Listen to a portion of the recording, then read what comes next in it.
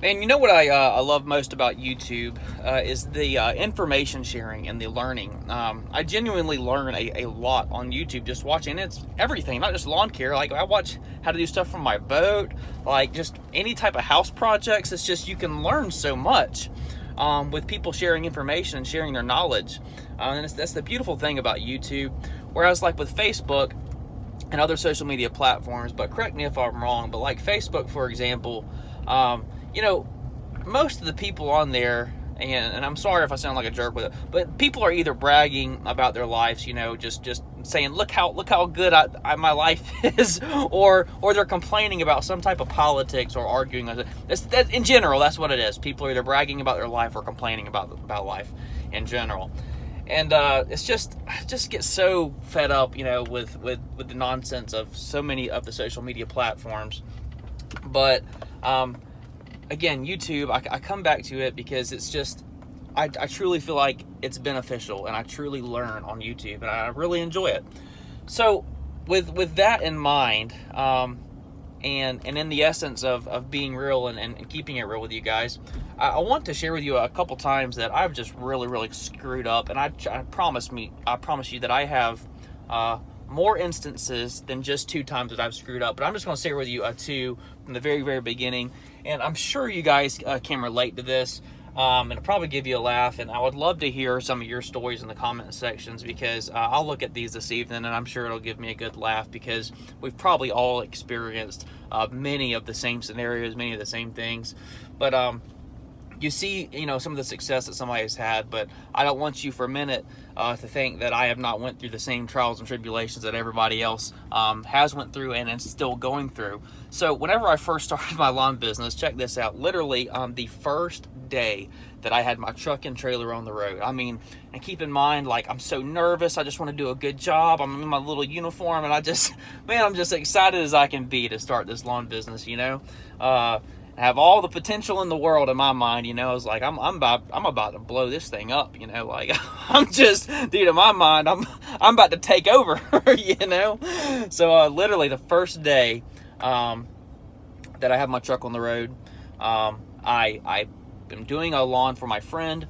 I pass his house, then have to turn around at the end of this cul-de-sac to come back. There's not enough room to back up the trailer, so I have to do a U-E, and I have to run off the road about 2 feet to make this turnaround on my truck. I ran over somebody's water main right there, busted the pipe, and water's everywhere. And long story short, guess what? I didn't have insurance. Whenever you first get going and you're cutting yards for your friends or family, like you probably don't go and buy $1,000 liability policy right out of the gate. You're just kind of testing the waters, getting your feet wet.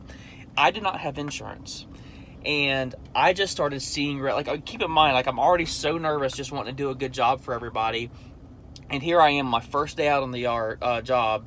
I run over somebody's water main, bust the main water line to their house. I have to call out an emergency plumber to fix this situation. Then I felt so bad for the guy and his family, because they couldn't take a shower. I mean, they had stuff that they were trying to be doing. They couldn't take a shower. I had to. I actually ended up paying the guy. I gave him another check just for his inconvenience. He didn't ask for that, but I said, I'm so sorry. I'll take care of the bill here, and then here's just some money for your inconvenience. That guy ended up shredding that check, and he never cashed it. Ended up writing a nice letter back to me. But the moral of that story is I should have had insurance even from day one. If you're going to be doing this and you're taking this seriously, you should have had insurance. And that was a major screw up on my part. And this $40 yard ended up costing me $300. So what happened was I ended up having to cut that yard. Well, what's that? About 8 times. Have to cut that yard 8 times just to cover the yard. So basically, they were on a 2-week cut. I cut that yard the entire year, basically for free, almost. Just to pay for that guy's water bill. And every time I showed up that yard, all I could think of is, I'm cutting this yard for free. I'm cutting this yard for free. And it was a terrible feeling. Another scenario was whenever I first got going, you're kind of just taking on all the work that you can just to make ends meet, So I take on large properties, small properties, and I, did some bush clearing and stuff like that. And I had this one client, and she was an awesome client, man. I absolutely love her, still love her to this day, just awesome client. But she wanted me to remove some azaleas along the back of her property, and it was a business property.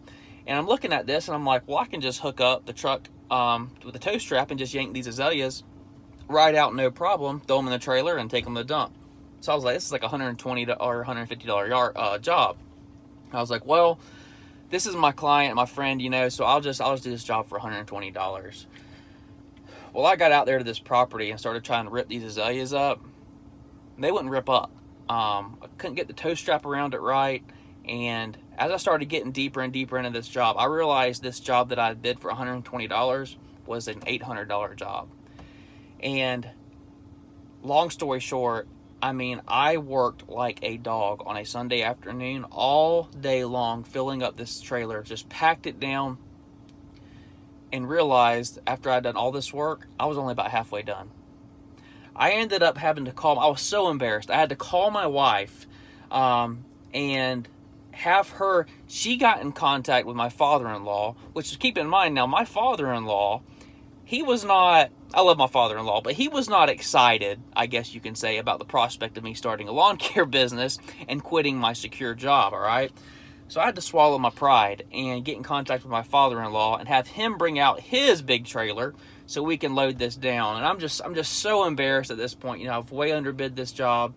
And to make matters worse, I'm not going to finish this job by myself. And this lady, she has business tomorrow on a Monday. So I was like, my wife ended up coming out and having to help me finish that job.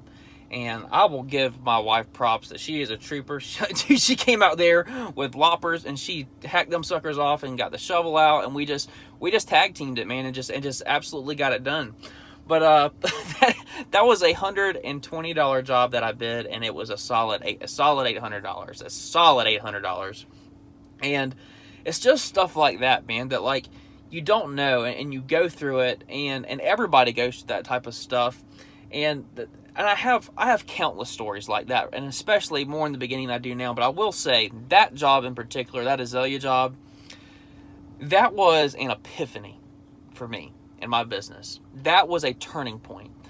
That was a time when I said, it's time to rethink this and focus and zero in on exactly what we want to do, what is the most profitable, how are we going to do it, why are we going to do it, who are we going to do it for, what's the best way to do it. That job was an epiphany for me that steered my business in the direction that it is now currently going, and getting laser focused on certain properties. But we all have stories like that, and if you're struggling a little bit, and you know you go and you see everybody that seems to be doing well, I just want to tell you, like, look, I went through the same trials and tribulations that you went through. Everybody in the lawn care community has. You know, if they say they haven't, they're lying. Everybody's went through that stuff, and just wanted to keep it real with you guys. So if you went through that stuff, this is a video just of encouragement. Like, look, hang in there, man, and just hang in there. If I had have stopped on my first day when I busted a water main and said, "Oh my God, is it every day going to be like this?" I would not have any of the things that I have now. We've certainly been very, very blessed. But the moral of the story is, everybody goes through it. Let's keep it real with everybody. But in the end, you got to stick it out, encourage each other. Good luck, guys. God bless.